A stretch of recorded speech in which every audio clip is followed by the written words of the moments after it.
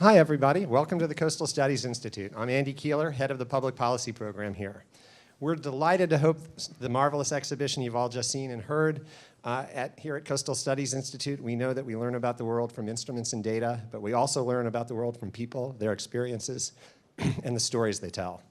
As ECU expands its Outer Banks campus, we at CSI are committed to expanding the role of the visual, musical, and literary arts in understanding how we see the natural environment on which we all depend. Baxter and Ryan's work that you've just seen is an exceptionally clear example of how valuable this kind of work is.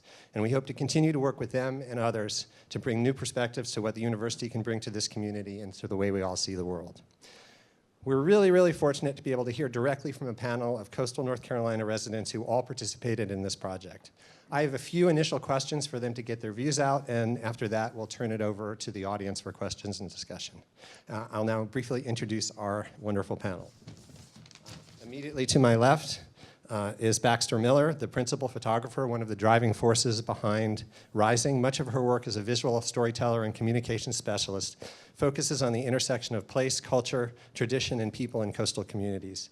She's a descendant of some of the first European settlers on Hatteras Island. To her left is Ben Cahoon. Ben grew up on a family farm in Engelhard, has practiced architecture in Nags Head for 30 years, where he now serves as mayor, is a former CSI board member, and was a member of the design team that actually designed this beautiful building in which we are fortunate enough to work, and you guys are all fortunate enough to see this program. Then immediately to the left there is Lauren Salter, a lifelong Down East resident and fourth-generation descendant of Down East commercial fishing families. She's a member of the North Carolina Coastal Resources Commission and has worked for both the NC Fisheries Association and the state's Division of Marine Fisheries, which is kind of like, you know, being on both sides in a war. So I'm sure you've got some good stories from that. I've been on all sides of the war. To her left, standing in for his wife, who unfortunately couldn't make it, is Captain Ernie Foster of Hatteras. He's fished out of Hatteras since he was 13 years old. He owns the historic Albatross fleet that's been operating since 1937, has been recognized for billfish conservation by both the Billfish Foundation and, again, the International Game Fish Association. He's been a member of the Dare County Tourism Board, serves on the board of the Coastal Federation and Dare County's Oregon Inlet and Waterways Commission. Ernie is a former science teacher and still is directly participating in the creation of scientific knowledge by taking our scientists at CSI and NOAA researchers out to the Gulf Stream for data collection. And finally, last but far from least, Karen Willen-Amsbacher is the executive director of Corsound Waterfowl Museum and Heritage Center, a lifelong Down East resident and a direct descendant of the people that were part of the Diamond City to Harker's Island migration at the end of the 19th century.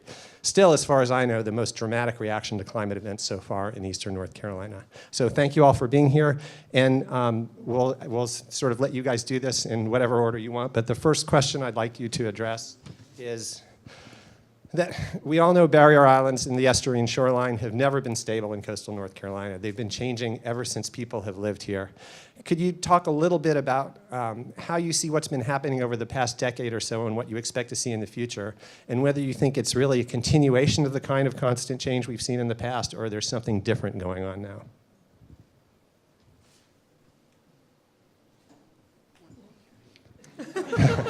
You'll never see this panel this speechless again.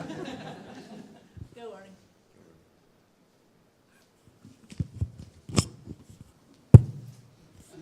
Okay, I grew up in Hatteras in a house that flooded with every tide. We had stoppers in the floor to let the water in so that the house would not float away.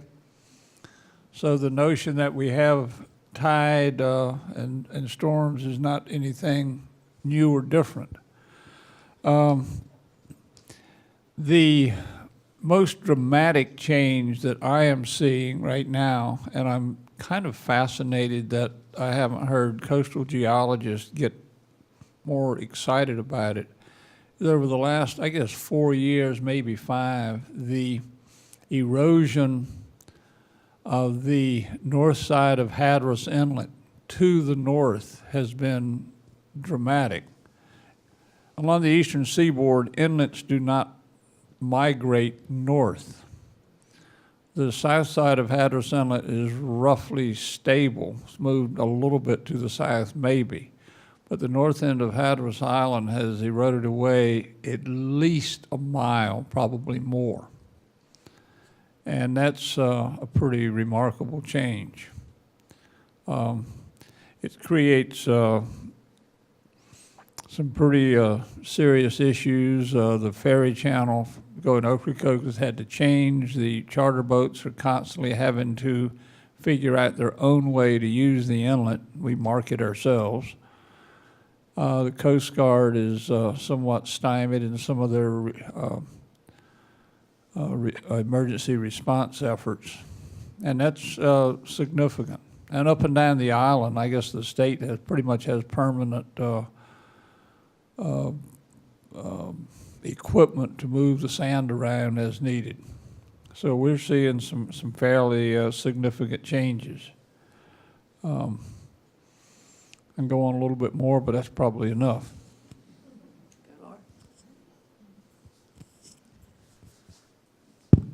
I would say it's definitely different. I mean, I'm too young to speak to much historical, but the rate at which, I mean, just today, we have a Category 4 historic storm in Florida that came kind of out of nowhere. So I'd say it's definitely different. It's definitely changing.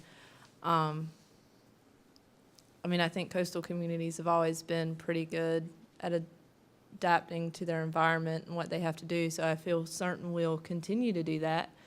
I just think we're going to have to get really innovative about how we do it. But the first thing that we're going to have to do is admit that it's happening. That seems to be the biggest challenge that I see. So I'll pass it. Okay, thank you. I'll address this at a couple of different ways. First, the physical impact. Speaking for myself and the town of Nags Head, a couple of effects. One is oceanfront erosion, beach erosion, which the town has a mechanism to deal with. It's a very expensive solution, but we do beach nourishment. We do that, in my mind, to protect the infrastructure in which the town is invested, like our streets, water lines, power lines, that kind of thing. I say that, you know, there's a perception that we're benefiting the oceanfront property owners. I turn that around and say, what we're doing is we're trying to protect our infrastructure. We have the benefit of taxing the oceanfront property owners in order to do that. They just happen to be between us. They happen to be between our road and water line and the beach and the things that we're trying to protect. So we see beach erosion. The other thing that we see in the town of Nags Head, and I think across eastern North Carolina, is just the elevated water table and the effect that that has historically. The town of Nags Head has relied on shallow stormwater basins to collect and deal with stormwater. As the water table comes closer to the bottom of those basins, they become less effective in dealing with the stormwater. Same thing with wastewater systems. As the water table rises, those systems become less effective. We end up with more pollutants in the groundwater and in the outfalls to which the runoff eventually goes. So those are the physical effects that we see. In terms of changes in the last decade or two, well, let me back up. One more thing. We live on a relatively high lot in the town of Nags Head, one of the higher parcels. We've had water in our yard substantially twice, and that's only recently. That's only was Matthew and then a storm in June. So the increased rainfall, the intensity of rainfall, and the fact that the water table is elevated is the general effect that we see in our neighborhoods in Nags Head. One of the other changes, I think, that's sort of fundamental to this issue, this tension between living in a place like this that's dynamic and our economic well-being, is that we've so firmly fixed the abstract concept of real estate. It used to be like in Nags Head, the parcels went from the ocean to the sound, shoreline to shoreline. The shoreline changed, the parcel changed. Then we put pins in the corners and it became a fixed place. And now we fix those corners with GPS digitally down to hundredths of a foot, and that's our space. And we We borrow against it. We put it in our financial statements. We leave it to our children, and we become incredibly invested in this concept that we can't change. And so then we start to serve that abstract by needing to keep sand under it, keep sand in front of it, keep the water off of this abstract thing that we've created. And it's kind of an inverse way of looking at rising. It's not so much how do we persist in a place where water is rising, it's why do we persist in living in a place where the water was destined to rise? And in part, it's because of the mechanisms we've created to live here. Pass it on to Karen next.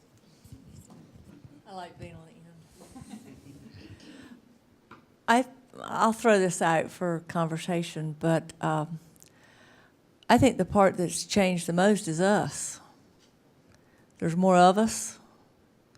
We expect different things than my grandparents expected out of Shackleford Banks. They lived with it. And I've told this story over and over during this rising ride we've been on. Maybe 12, 15 years ago, a good friend who's a realtor on the beach called me and said, Karen, you got to help me. I said, what do you need? She said, well, we're trying to get a sand tax passed, and we're having community meetings all around the county, and we need for you to get together some Dianese people and talk to them. I said, honey, I can't do that. And she said, why? I said, because they'll shoot me. And she said, what do you mean? I said, here's what you got to understand. For the most part, at least at that point, I don't know how the population of Dianese adds up now, but in my lifetime, for the most part, the people who live down east are descendants of people who migrated to higher ground. They come off of Portsmouth, or they come off of Shackleford. They hunting quarters, all down east were people that lived on the edge, literally, and they didn't really expect that land to stay the same. And the concept of thinking that you've got enough money and enough smarts and enough engineers to stop the ocean is a fallacy. I've sit here and watched storms in 30 minutes take away what it took $50 million to put on there in a whole season. So are we realistic in thinking that we can get 2 summers out of a beach renourishment project? Is it worth the investment? I ask that question. I ask it a lot. I ask it a lot in Carteret County, and they keep telling me about how beach renourishment is a good investment for the county because all those property owners on both banks are keeping my taxes down. Well, I could argue that math. My mother's taxes on Harker's Island went up 4 times in one revow. So I think we're the ones that might need consideration on rethinking how we approach living on the coast. It was never meant, it's never been still, it's never stayed in the same place. We just borrow a little time and take that as part of the project. I was born there, and I want to stay there. And like Ernie Foster said, I want to wash away there. That's just the way it is. But when people buy on the coast, they buy the risk. And we need to quit thinking about it as downtown Raleigh, because it's not.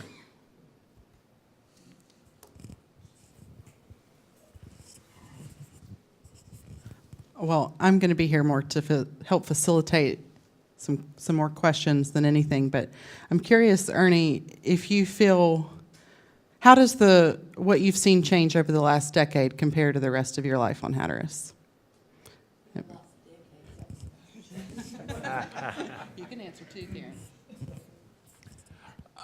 I don't know that it has changed. Well, the one thing that is dramatic, and it's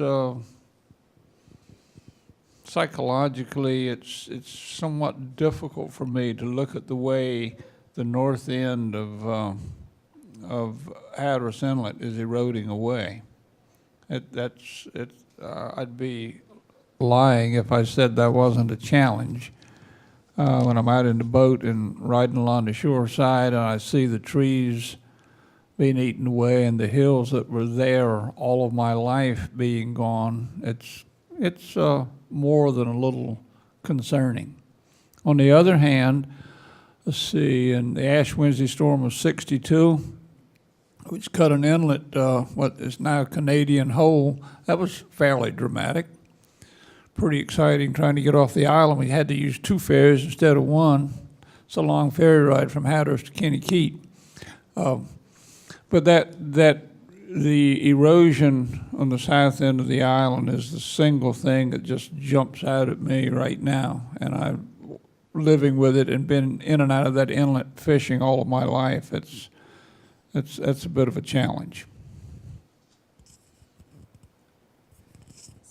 I'm going to jump in here to kind of go to something Karen said, because I agree with that very much, and yet I'm down there and I don't want to leave like you. I plan to wash away down there. So, and I got a lot of years hopefully before I do that. So I think the way we build, and what we expect has to change, but the way that we place ourselves there might have to change, because my home just flooded. It's the first time that it's ever been recorded to have flooded since they've been keeping records on it. So our plan is to try to raise our home instead of just hoping it won't happen again. That might not do it. Who knows in 20 years if that'll be enough. But I think to just kind of think that we can stay here the same way, we can't do it. I mean, I understand they left Diamond City, but they had somewhere to go to, because everything is so fixed now. Where do I go? And I have so much money invested in that property, and I'm young. So how do you just move? So that is a hard question. So it might be a matter of how we stay.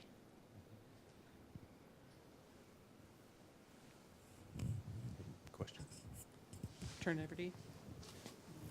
Thanks. So sort of as a natural follow-on to that, the next question I'd like you guys to address, and I guess especially Lauren, since we met your beautiful young daughter, but also Karen, because her comments spoke directly to this, is you guys very articulately said, we're of this place, we're staying here, and a lot of us who aren't from here have come here because we want to be here. But what kind of advice or counsel or stories would you tell the next generation, people who are young children or teenagers now? What would you tell them to think about how to plan their lives if they want to live here? And what would you tell people who are in their teens and 20s and come from somewhere else and say, gee, I love it here, I want to make my life here? What concerns and what advice would you have for them?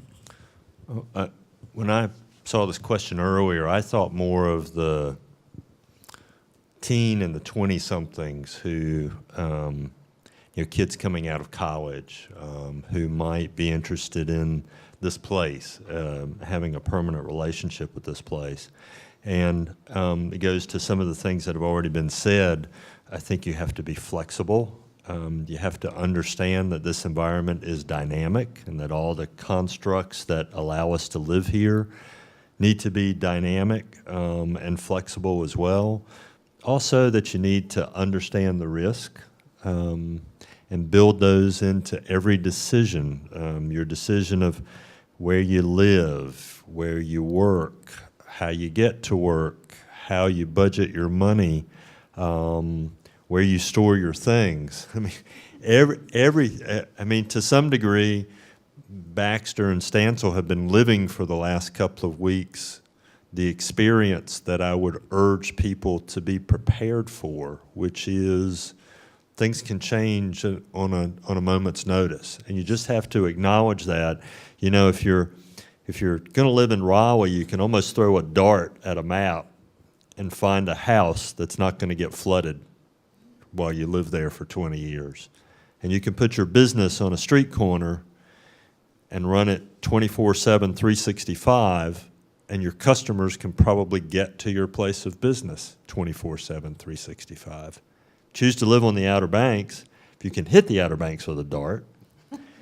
you're much more likely to find a place to live that will flood in your lifetime. So you need to be aware of that. And that you need to be careful with with all the choices you make, because your customers can be cut off for weeks at a time at a moment's notice. If you're living day to day, or your business model is a day-to-day business model, then that's not going to work for you. And you just have to acknowledge this. You know, if some places you can live and be careless, if you're going to live here, you have to be super careful and super vigilant with every decision.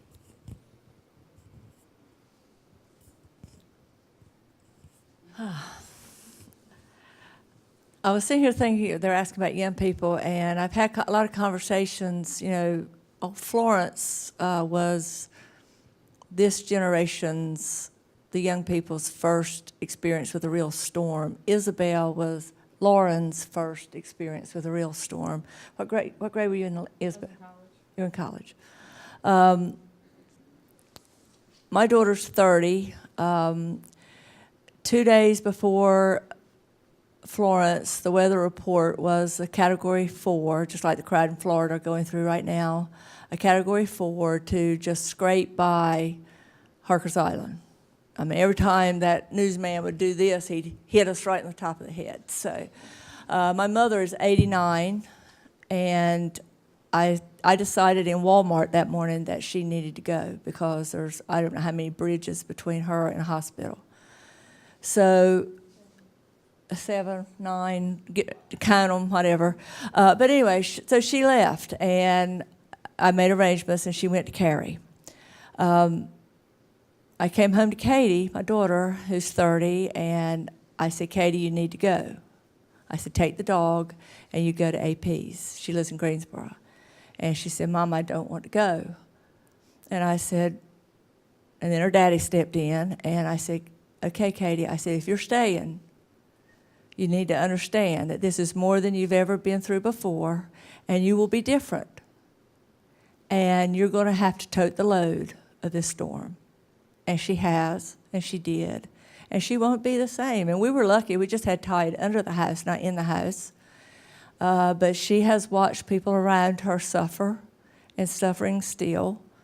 Not suffering to the point that they can't recover, but when you're laying there at night with a tarp on the roof and now there's another storm coming, that's pretty hard to deal with. I was in a meeting this morning at schools. We're distributing relief through the classroom teachers. And the problem with the Down-East schools is nobody will ask for help. And the people we've given help to have given it back. And that's why I love them, and that's why I ain't going nowhere. Guilty. Yeah, that's right. I mean, we're trying to help each other, and it's hard. So I'm proud of Katie for staying, because this is what makes us who we are, Ernie Foster. If we lived in an environment that was perfect all the time, yeah. And of course, I say whatever I think, so here it goes. Somebody was talking about Cary, North Carolina. I said, yeah, it's like them Sim cities that you played on the computer, and the trees are all the same height, and the bushes are all the same height. You can't find no signs because they're all covered up in greenery. You know, we don't live in Cary, North Carolina.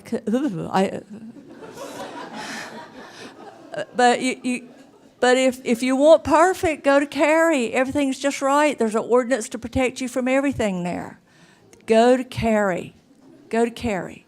If you want to live life in a real coastal community on the coast with all its beauty and all its meaning, I'm not just talking about pretty sunsets, but I'm talking about meaning and life and culture and the things that matter to people like Lauren and Ernie and I, then go live to Hatteras or Ocracoke and take the risk and be part of a community that can take care of itself. Because at the end of the day, if you got a foot of tide in your yard or 3 foot or 3 inches, it's what goes on around you that really makes life. We'll get cleaned up. You know, the trees are all black and brown. I went to Raleigh one day last week. I said, thank you for letting me see green grass again, because everything is weathered and beaten, and we are too. And that's only right that those people who live in these communities are a part of it. That just doesn't mean on the pretty days. That means in that 36 hours that Florence beat us. And my heart breaks for the crowd on the Panhandle of Florida tonight because they're getting beat up. But I doubt they're going to leave either. That hardcore crowd, that crowd of fishermen, they ain't going nowhere either. So all this makes me think of something my daddy, who's from Harkers Island, tells me: if you're going to be dumb, you better be tough. That comes to mind.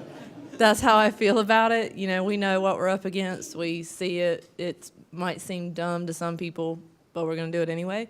But we're tough. But talking about taking care, this is just funny. My husband, after the storm, it was killing him, all this debris across, we call it the stretch between Davis and Williston, where I live and my grandmother lives. And there's all this debris, and he kept worrying about emergency vehicles, and he kept looking around, and nothing was happening. So he went and got on my stepdad's tractor, and he goes out on the stretch, and he clears it that morning.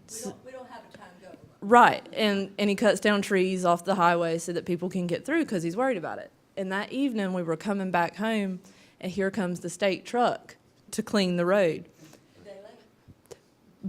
But he said, "They've messed it up. I had that looking so good." Because they came with that machine and wiped some of it back on the road, and he had it perfectly fixed. So we know how to take care of ourselves. You know, you get used to it.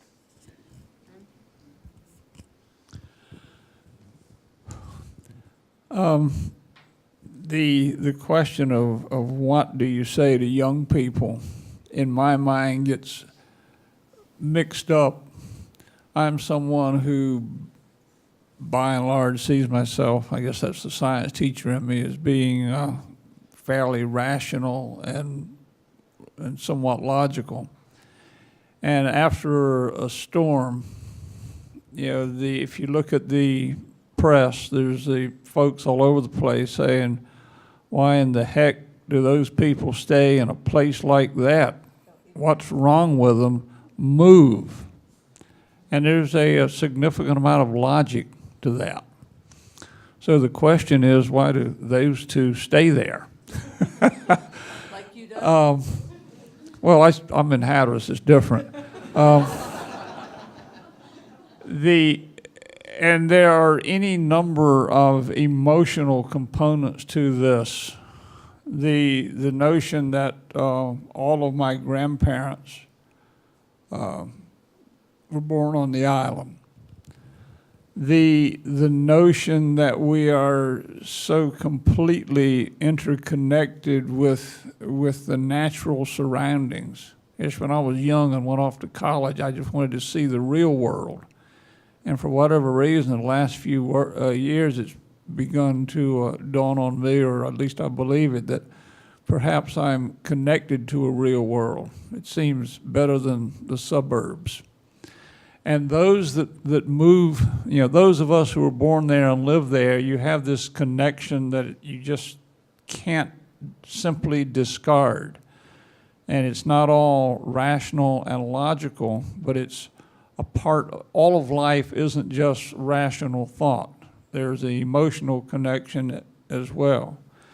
The young people that move to Hatteras, no one gets transferred there by their corporate business. You don't get promoted to a bigger job in Hatteras. You don't get high-paying jobs there. You get young people who come there looking for fishing, for kiteboarding, surfing, walking on empty beaches, the connection with nature, and what you find is this connection with each other. When the going gets tough, it's kind of nice to be in a place where the first thing everyone does is start trying to help their neighbor. That isn't, it's a human quality, but it seems to evidence itself very strongly in isolated communities. The other part of it, and I'm speaking specifically about what I know, is in Hatteras, no one moves there because of the amenities. You know, the notion that you're going to be 2 or 3 days without access to the hospital or access to this or that is the norm. It's not the exception. So that when folks from afar start trying to inquire as to what is the mental derangement that provides the mechanism to keep those people there, it's kind of challenging to explain it to them. You know, that no one there thinks that not being able to get to the hospital within 15 minutes is somehow a bad thing. No one thinks that having to help your neighbor after a storm is an inconvenience. You know, it's just part of how life goes on. So what do you tell young people? I think that was really the question. The young people, and my other part of the education thing, I was in the guidance counselor business. I did live at the north end of Roanoke Island for a few years.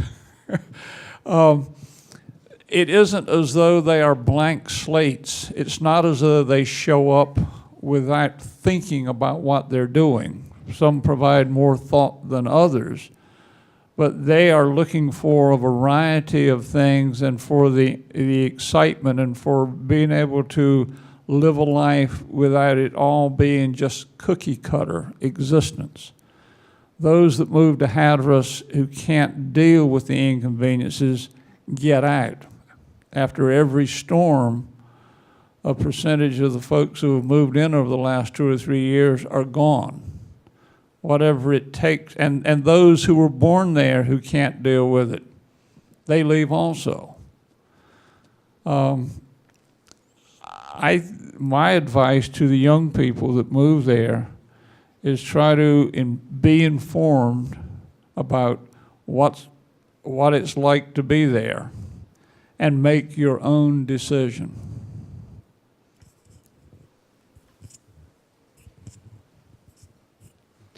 I think it's also really easy to underestimate what the emotional trauma is of going through something like this when you're impacted. I certainly underestimated it for my whole life until Florence. And I mean, it's overwhelming. Lauren and I were just talking about this the other day, that you really don't even know what to do next except to just keep doing something. So I would really underscore how emotionally overwhelming it is to experience a loss in these types of weather events. But Karen, I was going to ask you if you were comfortable talking about your kids' reaction to the will. Yeah.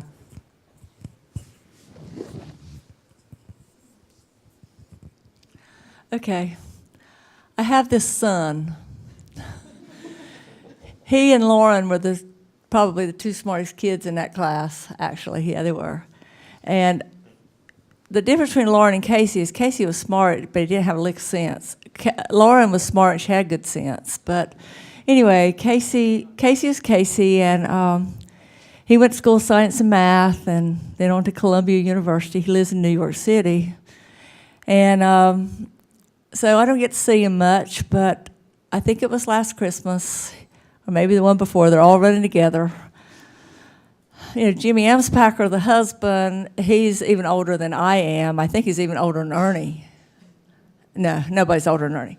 So, so we're trying to get our affairs in order, being life is like it is. And so I asked Casey. He was home for Christmas. I said, because we got our house that we live in right now at Marshallburg, that was my grandmother's house, and it was her grandmother's house. So Katie's the 6th generation in that house. And then there's Mama's house, which is on Harker's Island, which was part of 60 acres that my great-grandfather bought in 1903, 60 acres for $60. And Mama lives on that piece of land. So I got 2 children. So I was asking Casey, he's the oldest. I said, Casey, I said, you know, we're doing this, and I want to know which house you want. And in typical Casey way, he thought we were riding down the road. I don't know if we were going to the airport, from the airport, but he says, how about neither? And my heart died. if you knew me, you would know that my whole life is about place and culture and community and all that. And my son doesn't want either of the home places.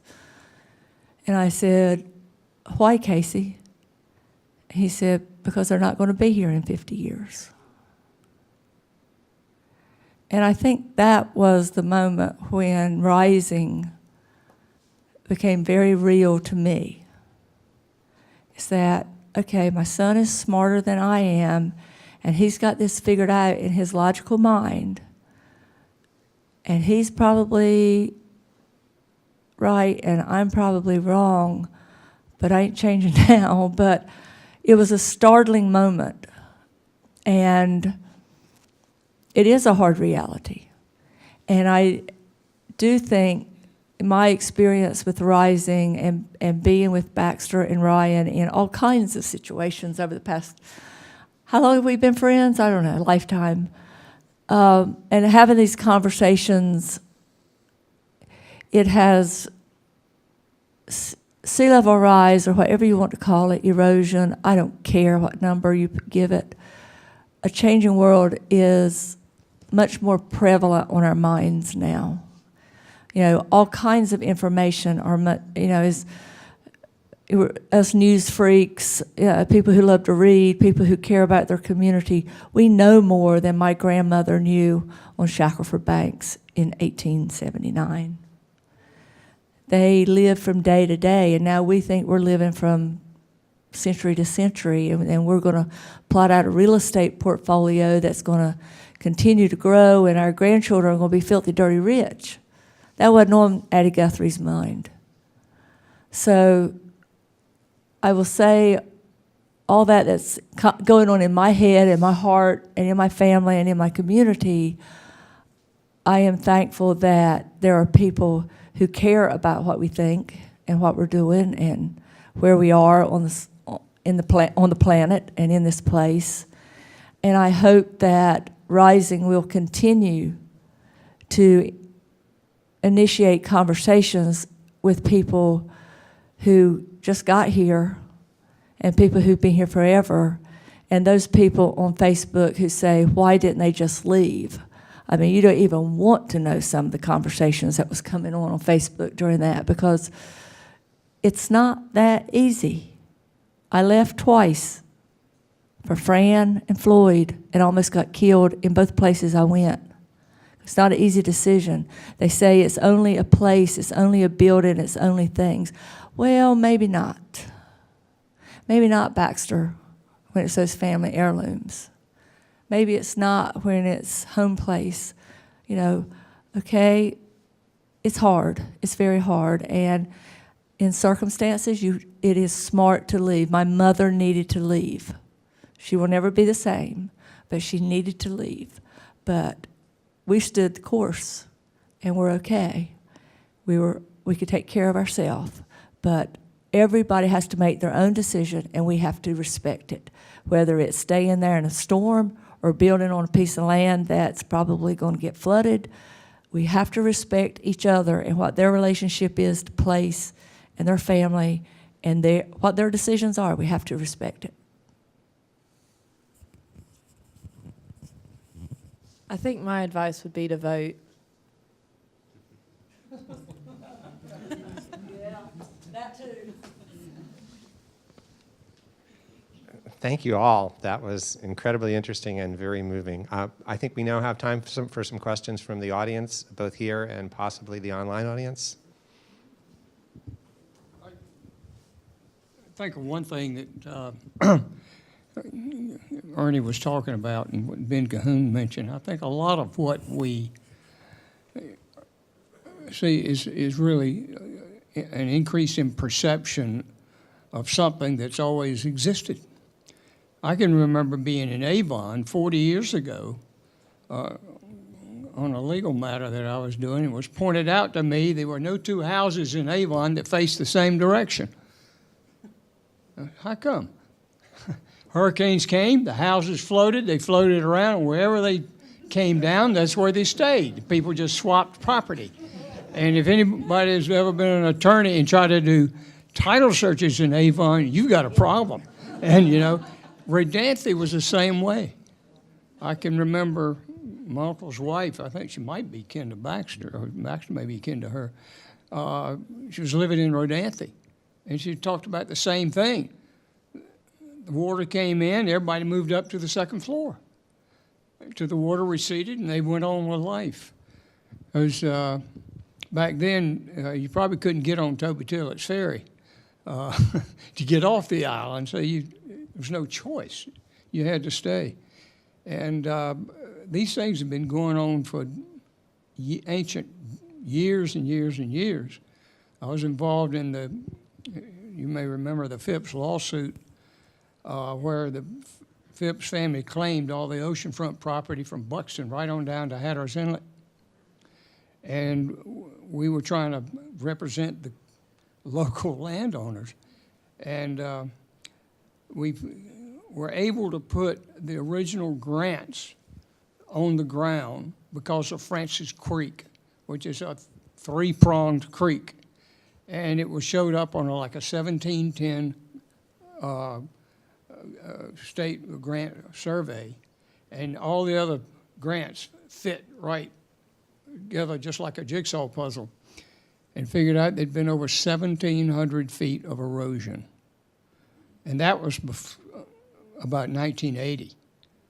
And so that's been going on since forever. I can remember in the 50s seeing the north end of Roanoke Island eroding at about 12 or 13 feet a year, and the caskets in the cemetery up there sticking out of the side of the sandhill.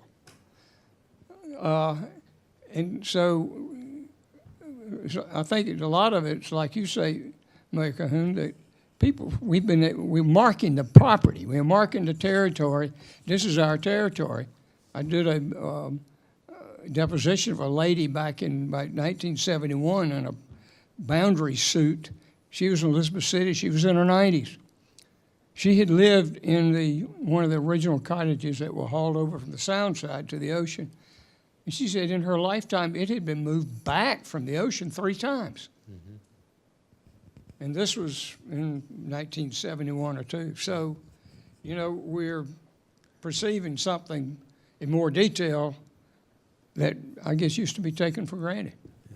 Well, you know, and I think you're right, and I think several of the speakers here have kind of alluded to this, that it's us more than it is the natural change. I mean, this is the arc of the way environment changes anyway. You know, I'll give you an example from Nag's Head, for example. A lot of people don't realize that the dunes along the oceanfront were built by the WPA. They're not a natural thing. They're not a natural feature of the environment. They've allowed us to develop to a greater deal behind them because they protect us from a lot of the high surf, but they're not a natural feature. There are property owners in Nag's Head of the old family cottages that have been there for generations who don't have a dune in front of their house because it got washed out, and we might like for them to put it back because it would reduce the amount of flooding that ends up on the beach road, but they say that's the way it's supposed to be. The water's supposed to come under the house, move back out. And if we build the dune, then we've sort of disturbed what always happened. I mean, that the way that they built was a more natural response to the way that the environment operated. And to the point I tried to make, maybe could have been made better earlier, is that, you know, the natives lived here for thousands, maybe tens of thousands of years with moving barrier islands. Didn't matter to them, only matters to us because we try to own it and rent it and hold it in a fixed place. So. A couple of comments along those lines. When I was a boy, tourism had not really taken off. And the locals considered beachfront property as a place where nobody in their right mind would build a house. All the villages on Hatteras Island were as far away from the ocean as you could get. Strangely enough, it was because they saw what was happening on the ocean front. Another piece of that, one of the pictures of the pilings sticking up out of the water that you saw, that's Hatteras Inlet Coast Guard Station on the south side of Hatteras Inlet. Those pilings are still there. My father talked with me. He said, yeah, when I was a kid, we played baseball southeast of there about half a mile. So this notion of the changing of the island or the changing of the beachfront it has been forever. It is only now that we have fixed it that we're seeing the major problems.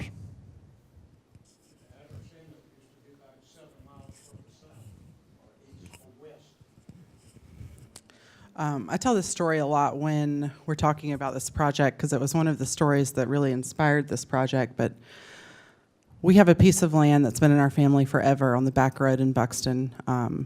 And it was at one time stretched across most of the island, as Ben was talking about, lots did back then. And my grandfather's sister offered him a piece of land that now some of the Buxton motels at the north end of the village sit on, the ones that, are constantly battling the ocean overwash. And this was in the 70s. She offered him this piece of land for $3,000, and he said, no fool would ever build on the beach.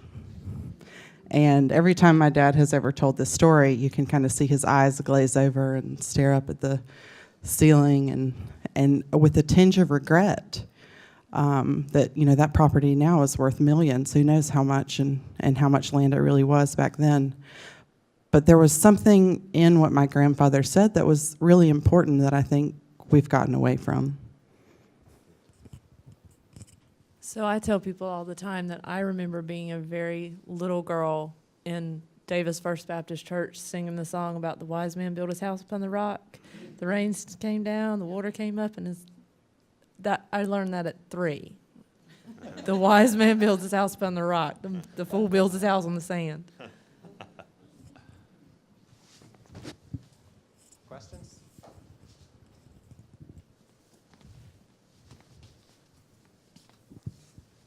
Thank you. So in trying to return to maybe more of a dynamic way of building along the coast, do you feel a regulatory tool like setback factors from the ocean front are useful or valuable, or can they not keep up with the rate of change that's happening? And what do you think they would be effective on the sound side as well?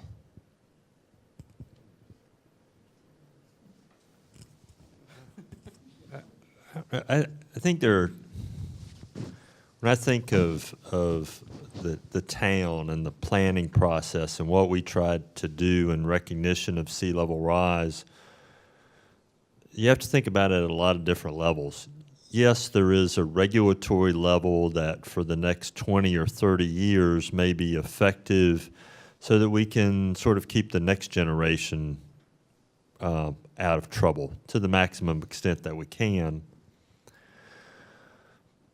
But there is a longer range picture where, these barrier islands really want to move. And at some point, there will be enough sea level rise that we can't pump the sand enough to hold the shore. I think we'll pump sand until we can't, but at some point, we really are overwhelmed and have to move at a larger scale beyond just a setback. How do we deal with that? How do we undo this real estate construct that we have and have an exit mechanism so that we can move? I mean, first you have to make a really painful decision about abandoning your community, but we bind ourselves to this real estate tighter and tighter financially and as a society, and without an exit mechanism, as soon as the storm is over, everybody goes back to New Orleans. They build their houses back on the same lots where the houses were just destroyed. And until we figure out long-term what that exit is, yes, we can regulate to some degree. There is also another, I don't know if I'll get another chance to make this point. There's sort of a third level, which is the even more immediate, and Karen told a particularly painful version of the way this happens, is that how does this play out over time? You know, it's not one big surge of water and we all get wiped out and we disappear. It's 1,000 painful decisions about whether living on a lot is viable, or about whether your children want the property that you grew up on, or whether you've been flooded 3 times, do you really want to put the emotional and financial energy into putting it back together again, or do you walk away from it regardless of what the financial consequences are? And the way this plays out is house by house and lot by lot and farm field by farm field until it's gone. But that's a long, painful arc, and I don't see any way around that, frankly.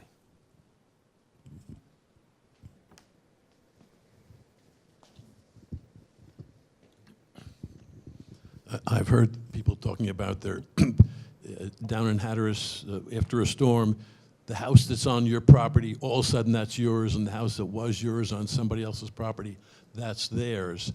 And you want to stay there, and I hear some people, their children don't want the house because it's not going to be there. Has anybody ever thought of the idea that they use it at Lake Mead and places like that? There's houseboats. There's 3-story houseboats that are communities. Now, you don't want those 1-story houseboats by your 3-story. But when the storm is coming a week before, instead of having guys who mow your lawn or take care of your pool, they have little tugboats, and they bring your house inland a ways. It would take time, but you could still have your house.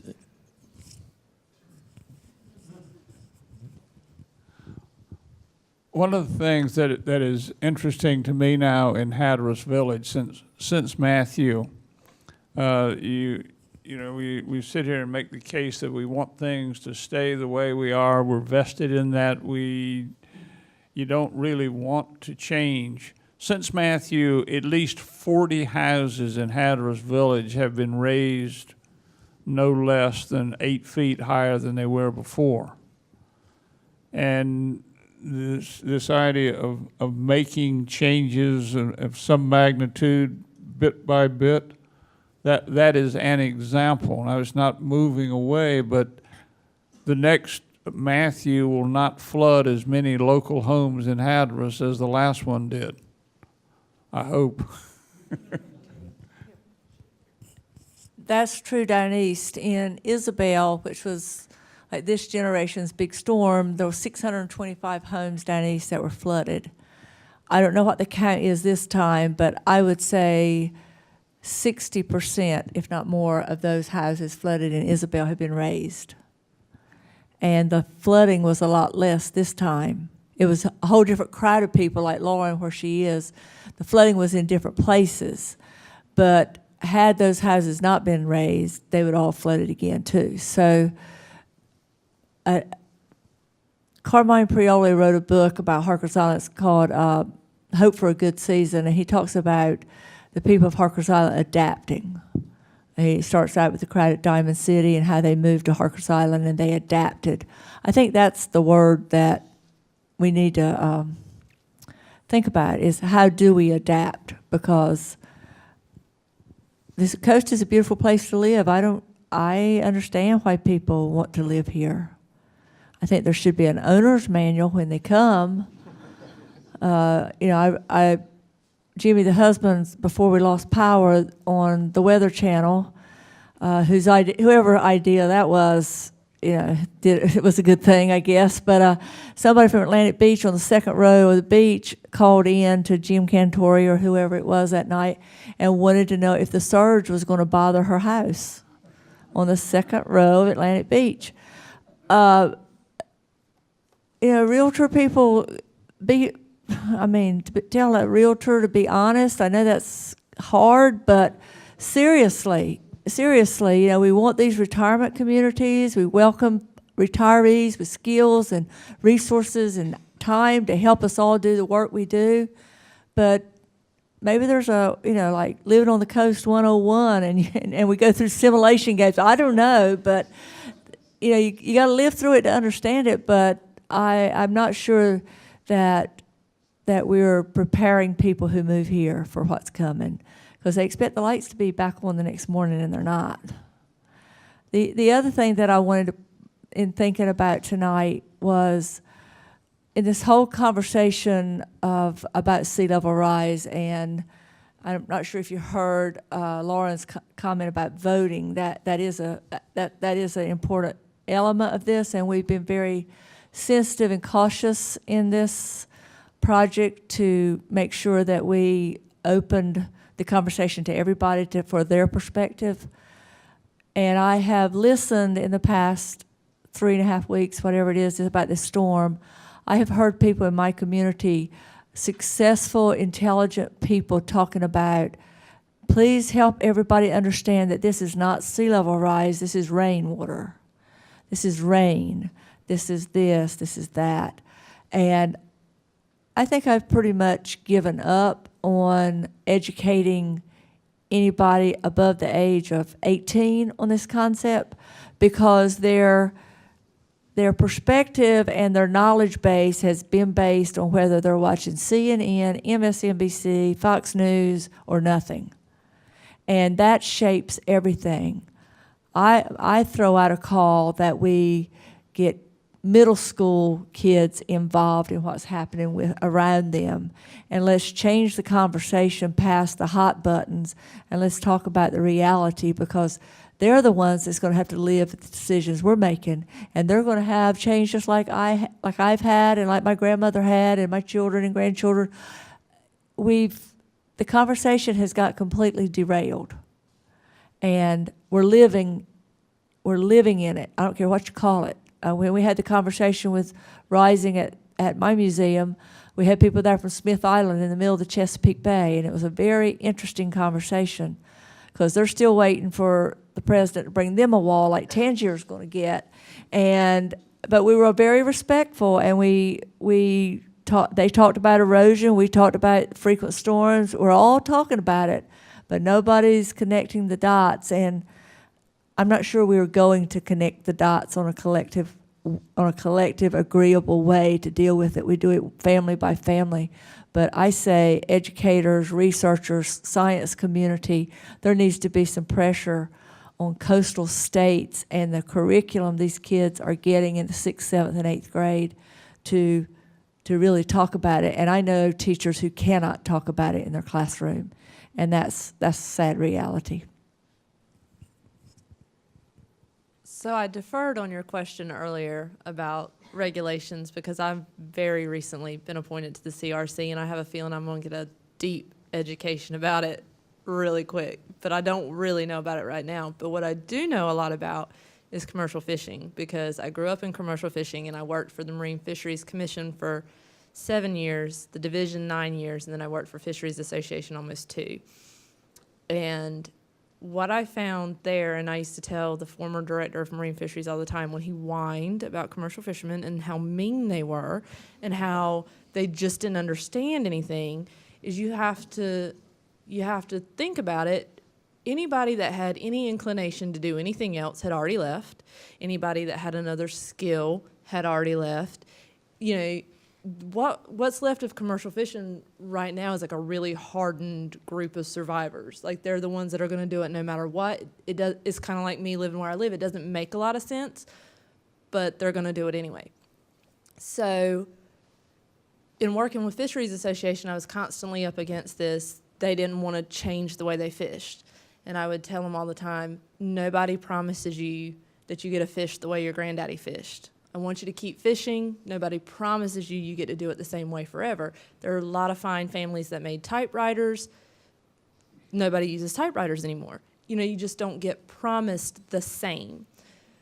What I saw there, to connect it to this, is people want to regulate commercial fishermen to death to make them do what they think they should do. What I have seen is that education and getting people involved in understanding why it's necessary rather than just regulating them seems to be so much more effective. If you can get somebody to understand the benefits of a turtle excluder and how it will keep them from having to stand on the back of the deck calling out all night, or bycatch reduction devices, you're so much more likely, if you work with them to develop that technology and treat them with respect, to get them to cooperate and actually come to a better mechanism in the end than just this kind of, I'm going to regulate you. So that's my concern a lot of times with regulation. I don't know much about the development at this point. Like I said, I'm sure I'm getting ready to find out. But I do know about regulations in commercial fishing, and I do feel like what Karen's saying about education is incredibly important. I think it's just, on the whole, for so many different issues, just a better approach. Well, that ends the time we have scheduled for the formal part of this program. The panel has generously agreed to talk to people afterwards if people would like to come up and have a word with them. I would like to thank all of you for a wonderful program. Thank you for sharing your stories. Thank you for sharing your wisdom. I enjoyed it immensely. I'm sure we all did. And thank you so much, Baxter and Ryan, for this wonderful work and the ongoing conversation that it started and will continue to have. Thank you so much for having us. Please join me in giving everybody a huge round of applause.